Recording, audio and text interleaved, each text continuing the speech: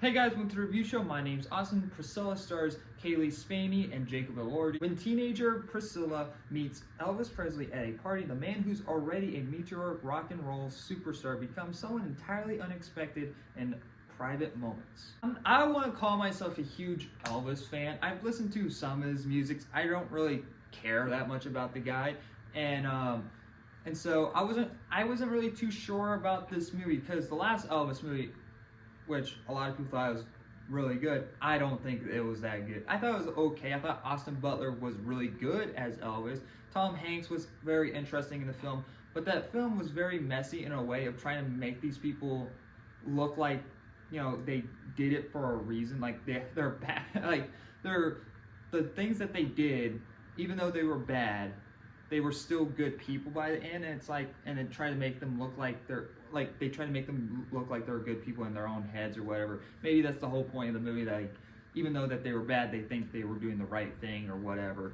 And so, I just didn't really, connect any level in that movie. Now we have another Elvis movie, but instead of Austin Butler, we have Jacob Elordi. I'm pretty sure I'm saying his last name wrong, who does fine in the film.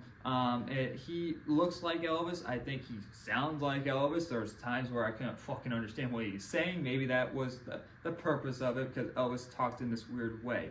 And but he's not. But in this one, Elvis isn't the main character. It's more from Priscilla's perspective, his wife, that is played by Kaylee Spaney. Again, don't know if that's how you say her last name either. And she did a great job in the film as well. If you compare pictures to the actual person when she was younger, they actually really do look alike. So when it comes to the casting, when it comes down to the costumes in the film and the sets, it looked really good. Like from a production standpoint, where you just look at it, it looks very good. But it does feel like it was just if they went to Cliff Notes and just took out whatever they was like, okay, that I like that, I like that, I like that. We'll put all that into a movie. We'll just stitch those scenes together, and we have our movie. And that's how this really feels like. It's also based off a book, and from what I understand, is that book is from people that were. It wasn't actually Priscilla that wrote the book. It was for people that worked in the house or something on those lines.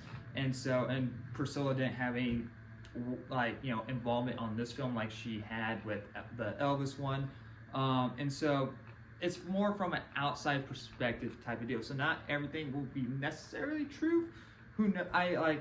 It's very hard to say. And so when you take it from a book, and all of this book is really all you really see in this film is just Priscilla sitting around in her house. And maybe that's what actually happened, because Elvis definitely, like in this film, had her stay out of in the public eye a lot. Like you can, and even in the Elvis movie, he didn't really want her in the public eye that much either. But when that is just the movie, it gets boring real fast. I was kind of getting bored out of my mind after the 20th time Elvis telling her of like, all right, you stay here, I'm gonna go on tour, or I'm gonna go film this movie, you're gonna stay here, and the movie's not gonna follow me, it's gonna stay with you, and whatever, you can play with a dog, or that could be your scene or whatever. It's not very compelling in any way. And it's by the end of the film, when she decides the spoiler, does anyone really, it's not really necessarily spoilers. Well, when she decides to leave him, that's kind of where the movie ends. And it's just like, oh, well, I feel like there was a lot of other stuff they could have done after she left him.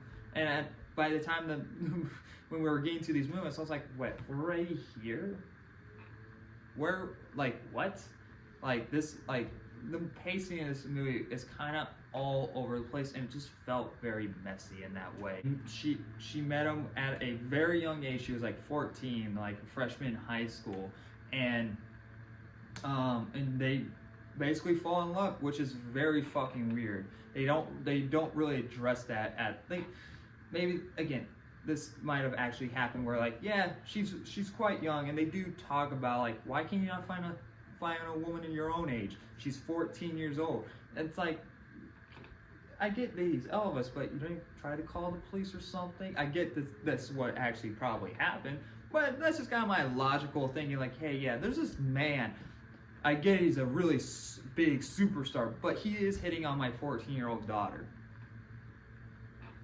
Just saying. There's so many moments I'm like, this is wrong. This is gross. And the movie tries to paint him in a good light at the beginning of the film, and that's just a way of telling the story. Like, hey, she is blind by his, his like looks, blind by his success, because she is really being with him because of his success, and she sort of starts realizing like this isn't really a healthy relationship, and you start to see more of the toxicity of the relationship, which I like, because this is the one thing I really do like about over the Austin Butler Elvis film, is that you don't really get to see the dark side of Elvis. You do, but it's not really the theme of the movie. The theme of here is like, loneliness and trying to find someone who you really care about, and you think that you found that person, but really that isn't that person. He's really controlling everything that you do in your life, and you don't really make any of the decisions yourself. And like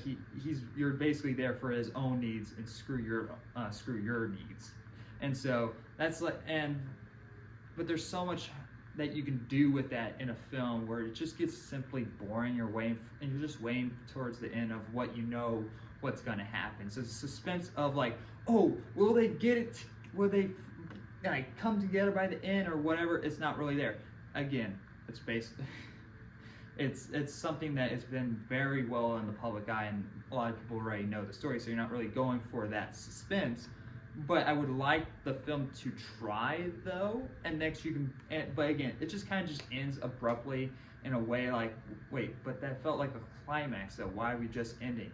So take out like maybe 20 minutes of her sitting around her house, and add some other stuff, and have like an extra 20 minutes of the film at the end where she's succeeding on her own, and because like there's a lot of stuff that happens to her after she leaves Elvis. I mean, like he dies. Like we could see like how that really affects her, and like and she also had like a kid, and like there's a lot of dramas with that as well. And so like there's so much more that they could have added to the movie to make it feel like it wasn't just Cliff Notes of her life.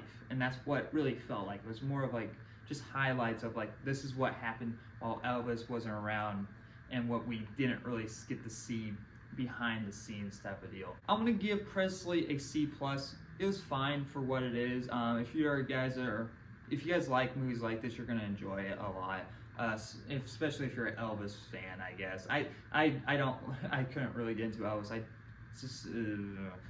He's a weird person, but I understand why that people like him, because he was the first like step into like the weird thing that he does, the weird dance or whatever.